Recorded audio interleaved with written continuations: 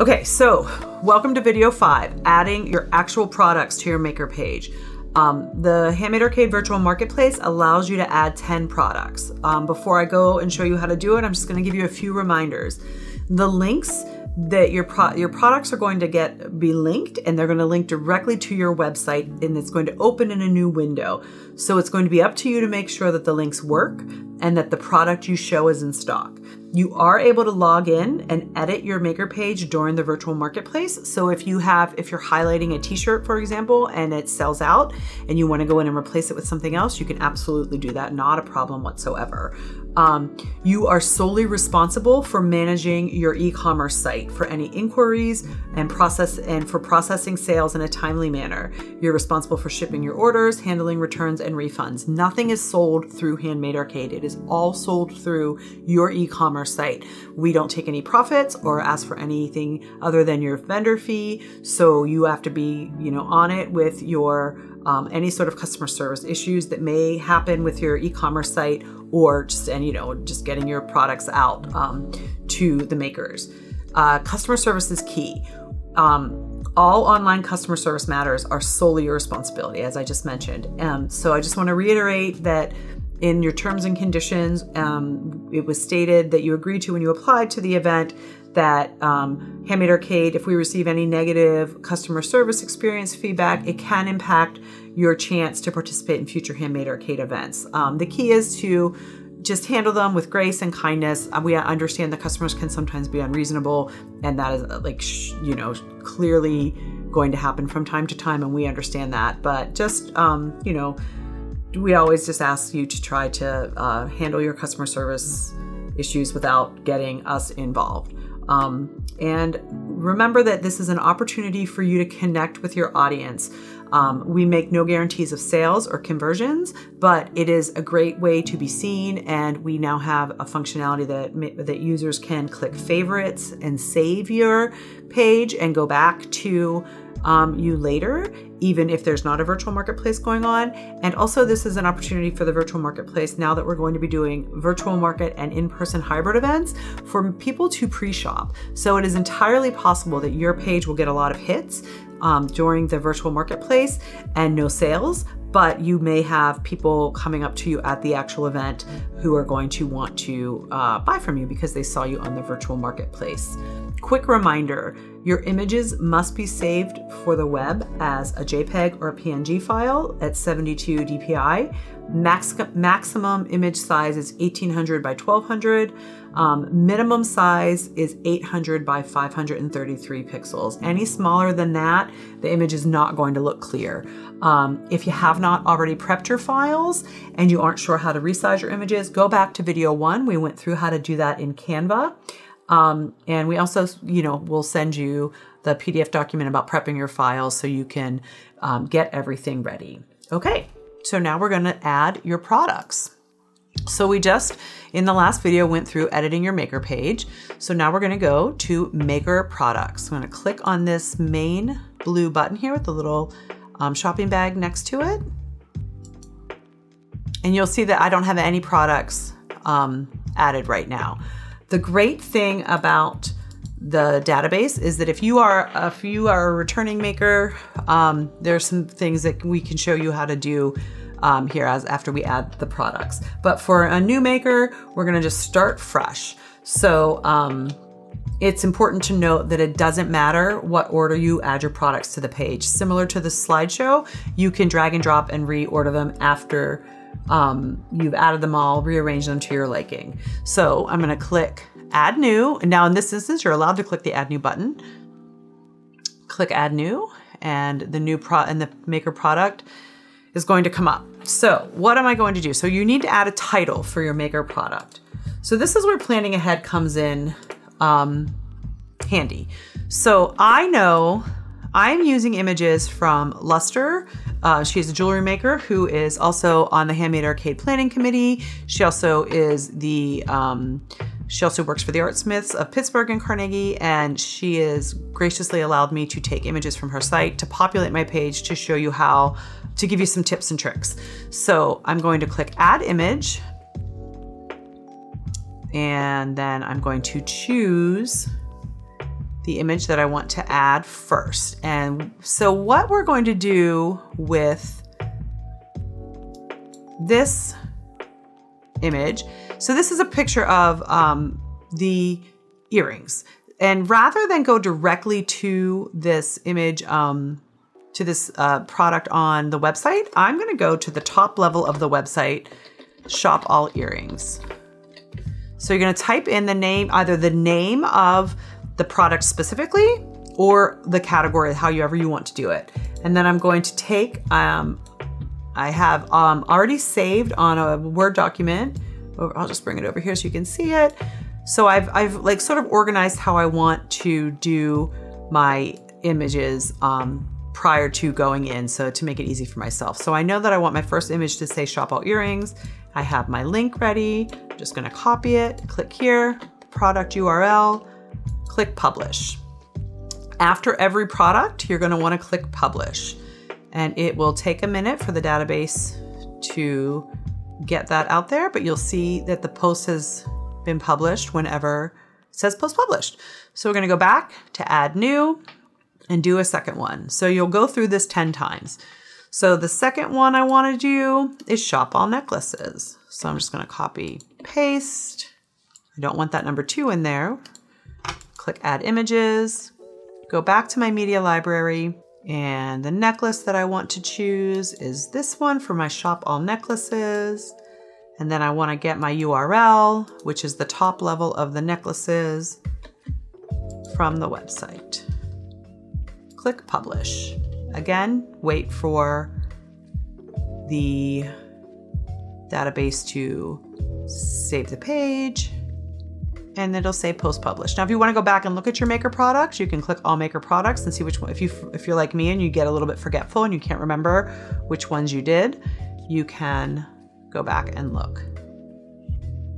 And you can see if here you can hover over next to the name of the product and you can drag and drop. So if you want the earrings to be first, just drop it above the necklaces. So I'm gonna just add some more products here. So the next one I'm going to do is Shop All Bracelets. So we're going to click the bracelet image that I want to use for that. And the title, Shop All Bracelets. I'm gonna spell it correctly. Get my URL. And click publish. So you just want to keep doing this until you get all of your maker products added. So the next one I want to do are the black and gold stick drops. So I'll go to back to the media library.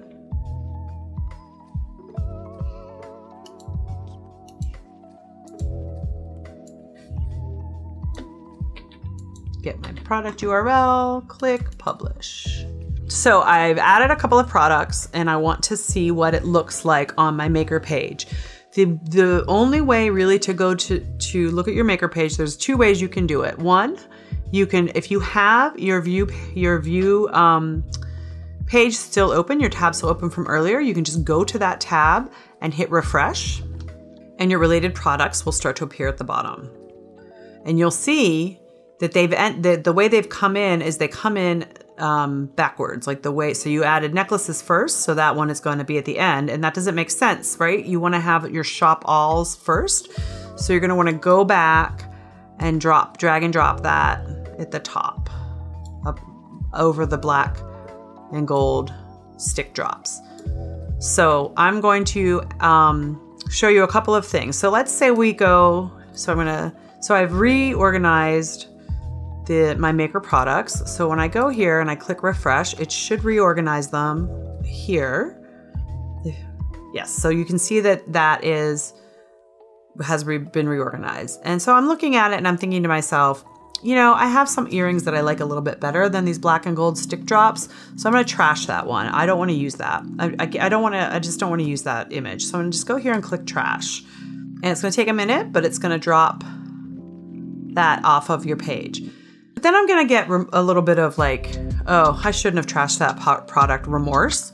and think that was dumb. I really want to show those images. So guess what you can do? You can restore things from your trash, which is pretty exciting.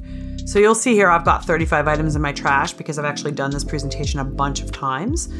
But I'm gonna go back here and I'm gonna go, oh, my black and gold stick drops. I'm gonna restore it.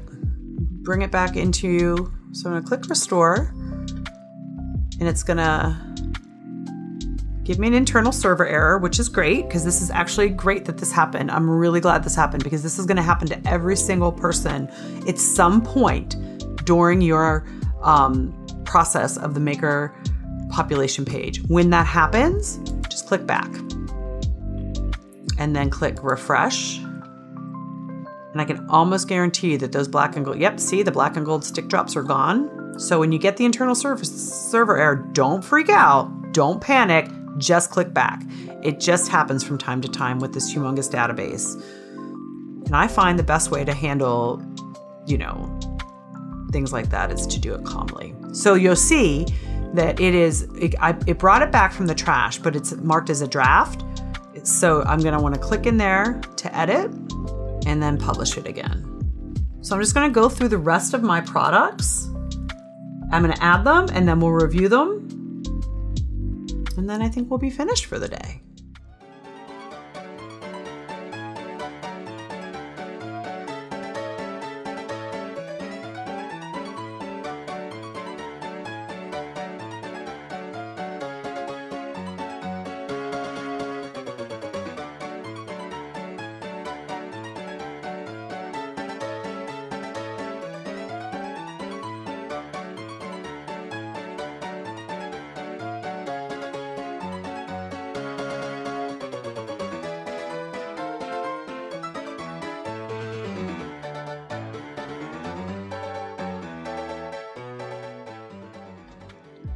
Okay, so I've just added my last product item, my shop all sales items, and I want to take a look at what my maker page looks like.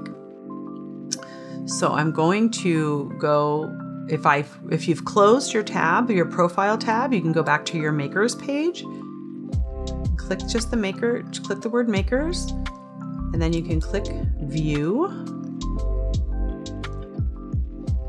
And your whole page should appear. Slideshow, category, website, contact, participating years, narrative, related products. Now you can see, because of the way I added them, they're not in the exact order that I want them to be. So what I'm going to do is, because of the way I went, so I'm gonna go back to my dashboard up here in the corner. I'm going to go to all maker products and I'm going to rearrange them. So I want my shop all sale items at the bottom. I want that to be the very last image that appears. So you'll see here, I'm going to just refresh this page.